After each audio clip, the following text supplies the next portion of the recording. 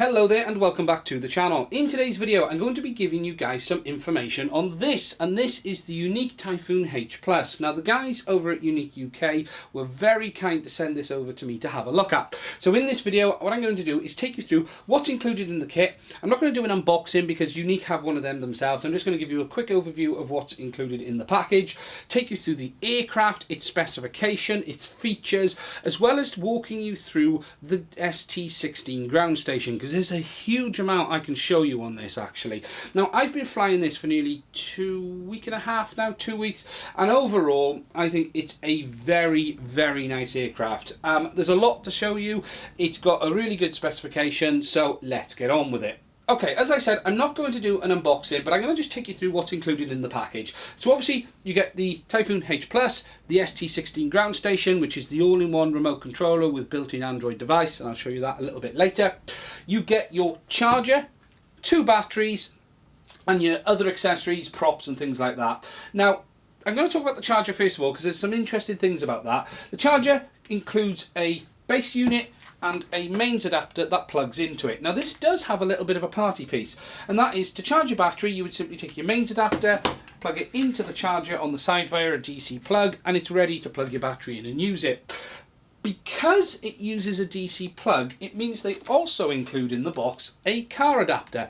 So you can charge this both at home and in the car. And it's really nice that Yuneec have included that with the kit. It means you don't have to buy any additional accessories. You can simply do it mobile straight out of the box. On the side of the charger, you then also have a USB-A port, and that's where you connect in your micro USB cable to charge the ST16. Now you don't have to charge it via the USB-A port on this. You could charge it on a normal charger, but they do provide a cable in the package for doing that as well. Moving on to the accessories, obviously as I mentioned I got 2 batteries, and I'll come on to them a little bit more detail later on. You get this nice little box which includes the propellers. Obviously because it's a hexcopter there are 6 rotors, and they also include an additional 4 spare blades under a flap down there, as you can see as well. So you'll have plenty of props included in the kit to get on with, and I'll talk about the props more later as well, because I want to show you some of the things around the quick release connectors, because it's a very nice setup actually. You also get a sun hood included in the box for the ST16, and it means it'll just help keep the glare off the screen in very bright conditions. You get all the usual manuals in the box as well, and Yuneec wrap them in this nice little cardboard, and it's nice actually to see proper manuals, because you don't always get that these days.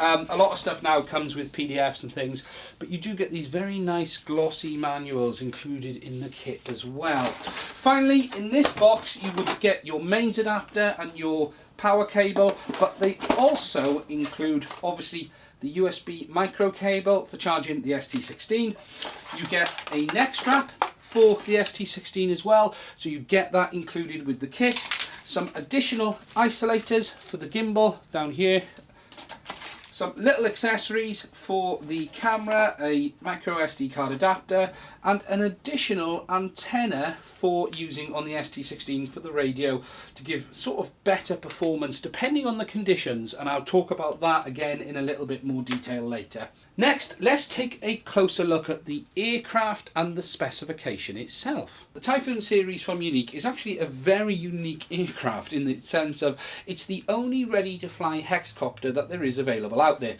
Now that means it is a 6-rotor aircraft, so it has 6 motors, and because it's got 6 motors it means it has redundancy, and the Typhoon H Plus can still fly if it loses 1 motor or 1 prop. Now whilst that might not actually be that a common occurrence, it is a very handy thing to have. Because it is a hexcopter, it does mean it is bigger, but one of the real great features about the Typhoon is that it folds up, and you simply have the ability to, when you finish flying, press the button down, drop the arms down, and the aircraft folds away into a very small and tight package. So it means you get all the benefits of a quad in size, but all of the benefits of a hexcopter in redundancy and flight capability. So from that side of it, there really is a no-lose situation with this aircraft. It weighs 1.9 kilos and is fitted with the ST16 camera, and I'll come on to that a little bit more in a minute. It's capable of up to 25 minutes flight time with that camera fitted, and it will go up to 72 kilometers an hour in sport mode or 50 kilometers an hour in angle mode, which is your normal flying mode. It's got a maximum flight altitude of 500 meters, which is on par with everything else out there, and it's powered by a 4S 5250 milliamp hour battery system. So again, there's nothing particularly unusual about that side of it. It does have front mounted ultrasonic sensors for object avoidance, and there is also an Intel RealSense option which you can upgrade to and fit to these aircraft, and that means you're able to have more advanced object sensing as well as object tracking capabilities as well. The standard Typhoon H Plus simply runs off the ultrasonic standard dual front object sensors though out the box, and these ones will work up to approximately 5 meters maximum, so they will detect objects up to 5 meters maximum and then stop the aircraft. As I've said, the aircraft has a folding arm system, and to open it up you simply just reach the arms up and lock them in place, and as you can hear, when each arm goes into the correct position they simply lock and the aircraft is ready to fly. Another real nice feature about this system is that the legs on the aircraft fold up, and what that means is you have 360-degree capability from the camera and gimbal, and this camera and gimbal doesn't have any limits, so it means it does have a proper 360-degree rotation as well. It uses a dual band control system in the sense that control link from the ST16 to the aircraft is on 2.4 GHz, and the 720p HD video from the live feed is transmitted from the camera back to the ST16 via 5.8 GHz. So it uses one for control and one for video. There are some advantages to doing that, and there are some downsides to doing it as well. The advantages are if you lose video, the chances are you'll still have control link and you're able to take control and bring the aircraft back. Now, with regards to range on this aircraft, I have done tests within the legal limits of the UK, and I was easily able to get good video quality within line of sight. I'm not going to go into too depth of overall range. I did some good tests on it, and I had no issues in normal flight conditions and what you're able to use legally within the UK. Okay, taking a closer look over the aircraft itself, you can see on the front you have the ultrasonic object sensors, and I've mentioned these work up to approximately 5 meters in distance. You then have the camera located at the bottom. I've got the gimbal guard in place at the moment to stop it moving. Now the camera is actually removable, however only this camera, the C23, works on the H Plus as of today. You've got 6 rotors with quick release propeller mounts, and these are actually very nice and very easy to fit. To use these you would simply choose the correct propeller. You can see some are mounted with a white spigot and some are mounted with a black, and you would then just place the prop over the top until it drops in place and lock until you hear a click. And that is simple as that on the fitting. And then to remove, you simply press the button in the centre, give the propeller a twist, and it comes off as easy as that. Moving around the side, you can see the legs, which are the ones that fold up in flight, and you can see 2 little antennas sticking down on each side, and these are the control link antennas for the control from the ST16. On the base of the camera then you have another antenna for the video signal, and again I'll show that a little bit later. As you move around, you then got a micro USB port on the bottom up here, and that's where you're able to update the firmware on the aircraft, and you can move around to the back, and then you've got the battery bay down here. And to fit the battery, it's nice and easy. You simply take the battery itself, slide it in, give it a tap until it locks, and it really is that easy. On removal, you simply lift this little flap, give it a lift, and the battery with a tug, and it'll simply withdraw just like that. Now, as I've said, the battery is a 4S 5250 milliamp hour battery. It is not a smart battery, so there is no LEDs on it, there is no buttons to press to check the capacity, but there are some advantages to that as well. You don't have to worry about some of the strange stuff that happens with smart batteries too.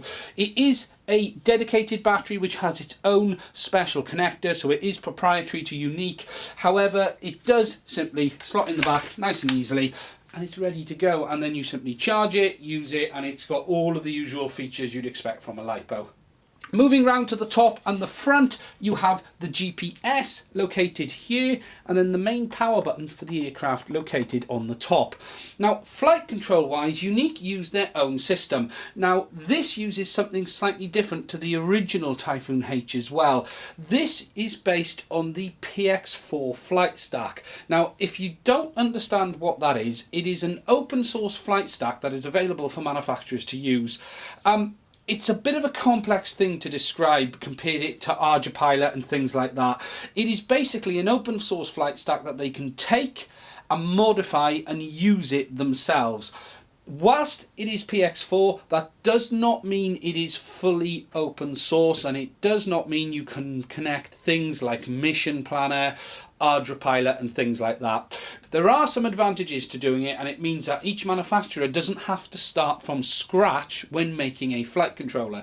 It means that they're able to take all of the work others have done in the past and modify it and improve upon it. And it is a benefit, this system, using it. As I've said, the GPS is there, and it uses all the standard satellites as you get in any normal aircraft these days, so GPS, GLONASS and all of the others as well. Moving over to the camera, the Typhoon H Plus comes with the C23 camera from Yuneec. This is their 1-inch 20 megapixel unit with a f2.8 lens with a 91-degree field of view. It's capable of recording in 4K up to 60 frames a second at 100 megabytes a second in both H.264 and H.265 or HEVC. It's also capable of recording up to 120 frames a second in 720p. It has single burst interval modes. It has ISO white balance, all manual and auto exposure options as well. It's capable of taking up to 128 gigabyte SD card, and it is also fitted to a full 360 degree rotating gimbal. So if I remove the gimbal guard on this, you will see that this gimbal is capable of rotating unobstructed 360 degrees. And that actually makes this a very unique aircraft in itself, because once the legs are in the air, it will behave like the Inspire at that point. So whereas the Inspire does have limits, the Yuneec H Plus does not, and the gimbal is capable of rotating a full 360 degrees. The camera itself has all of the options mounted on the bottom, so to change your SD card and everything, it's all located under a little flap down here, where you will see a micro SD card slot as well as a micro USB slot as well. It also has a removable lens filter, so it does mean that you can put lens filters on if you wanted to fit NDs or anything else like that. Overall, it is a very similar specification to the camera you will find on the Phantom 4 Pro as well as the X4S on the Inspire 2. However, it has some big benefits, and as I said, that is the fully 360 rotating gimbal. As I mentioned earlier, you have the antenna for the video located on the bottom of the gimbal itself, and it's slightly unusual. It's not something we've seen on another aircraft, but it means that the camera signal is always at the bottom of the aircraft, and it is separate to the control signal, so it does mean that they do work independently. However, it should give good range with it hanging off the bottom like that. To remove the camera, and as I said, it is removable, but the only one that is available is this C23 at the moment. You would simply press this button up under here, give the camera a slide forward, and the unit actually completely comes off, and then you can take it away. So if you did damage the camera somehow, or if there were upgrade options available in the future, it's very, very easy to slot on and off. Overall, the camera system on this drone is up there with all of the others on the Ready to Fly platform. It is 1-inch, it is 4K, and it is 100 megabytes a second, so it is ticking all of those important boxes. Next, let's take a look over the ST16 ground station. Okay, so the ST16, this is probably the area that's going to take the most explaining actually. This is an all-in-one remote control and ground station. Yuneec were very early to do this, and whilst a lot of other people have followed now these days, they were really, really early with this unit. It is an all-in-one device with a 7-inch Android tablet built in the centre, and you have your remote controller on each side. Now it has close to as many buttons and switches as I've seen on any remote, including a Tyrannus. But they all have a great function and they're all mostly usable. So what you've got obviously is your remote control sticks on the left and the right hand side. You then have these joysticks down the bottom here. Now these are actually in use at the moment from what I can tell. You have your camera shutter and your video record buttons next to these. So that's how you start and stop recording or take a picture. So it's a nice quick press button. You then, over here on the right hand side, have your 3-position flight mode switch. So in the top position, the aircraft is in sport mode. In the middle position, it's in angle mode. And then down the bottom, it enters return to home. You then have the object avoidance settings. And at the top, it's turned off. In the middle, it turns on the ultrasonic. And I'm not 100% on this, but I believe when it's on the bottom, it turns on the real sense if you have that module fitted. I haven't been able to test that because I don't actually have that unit. You then have a spare aux button here for programming to various features if you need to. And on the top, you then have your option to put your legs up and down. So it will raise and lower the legs in flight. Moving over to the left hand side of the remote, you have an arm button on the top that allows you to arm the motors. You have a control knob for controlling the position of the yaw on the gimbal motor, and this allows you to rotate the gimbal motor depending on what this switch is set to.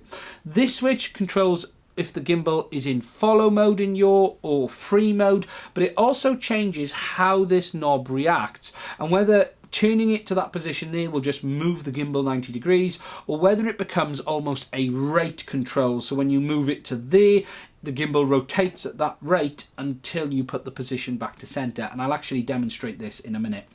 The third switch over on the far left hand side is the tilt mode option. And again, it allows you to control how the tilt of the camera behaves with the slider that is on the back. Flipping round to the back, you have the gimbal pitch control here, which is a nice up and down pitch slider. I have to say, I think that is probably the best pitch control I have seen on any drone out of the box. It's large and it gives you a very nice amount of control over the gimbal. I honestly can say I prefer that to any other gimbal pitch I've seen. It's as simple as that. And as I've said, that switch on the front here controls how that behaves, and I'll show you that a little bit more in the middle. You then have a handle here on the back of the remote controller as I slide it round, and then you've got high and low speed options. Think of this as a rate control for the main aircraft controls. So when it's in the high speed, the controls give full overall control of the aircraft speed and function and movement. When you slide it to the bottom, it's not an expo, but it sort of half rates is probably the best term to use, or third rates. So it means at full stick deflection, you're not actually moving the aircraft at full speed. You might be moving it at, say, 50%. And it's a really nice feature because it allows you to slow everything down very, very quickly and be able to get fantastic footage and then knock it back up and fly the aircraft back to where you want it to be. So that one overall is a very nice feature. You can see the 3 antennas located on the top here. You've got your 2 control link antennas, this one and this one. And again, these are removable, so it does mean you can change them for different antennas should you wish. And you then have the 5 GHz video antenna located in the center. So these 2 are for your control link, and that one there is for video. You have a small speaker stroke fan hole on the back there, and then you have your removable battery here. So the good thing with the ST16 is if you do want to have a full day of flying and you have loads of flight packs, you can also buy additional controller batteries, and it's nice and easy to remove. You simply press the button in and slide the battery out. And the battery on this is a 3.6 volt 8700 milliamp hour lithium ion battery. So it's not a LiPo, it's a lithium ion, and you can simply slide it in, slot it back in like that. Moving over to the top of the remote controller, there's some stuff you're going to want to see up here as well. We have a USB-A port, a HDMI output port as well. So it does mean you can connect goggles and you can view what's on the output of the screen on this HDMI output. Moving over to the bottom, you then have a micro USB port for charging the remote controller, a micro SD card slot, as well as a headphone slot as well. So overall, there are a huge amount of controls and options on the ST16 remote controller. There really are. And that is the end of part 1 of this video. In part 2, we're going to take a closer look at the menu systems on the ST16, take you through all of the options on that, show you the Android file system, as well as show you how that remote controller allows you to control the gimbal on the aircraft, because I honestly think it has some of the best camera and gimbal controls I've used on any drone. It really, really does. At the end of that video, I'm going to give you my final thoughts on the Typhoon H Plus. I've had a bit of time to fly with it, I've had a bit of time to play with it, and I'm going to give you my thoughts based on the time I've had with it, basically. Now, if you like what you see in this video, please do subscribe to the channel. There's a button in the bottom right hand corner, and by clicking that, you'll get updates on any videos that we release in the future. Please do go check out part 2 if you liked what you've seen in part 1, and I will do another video again soon.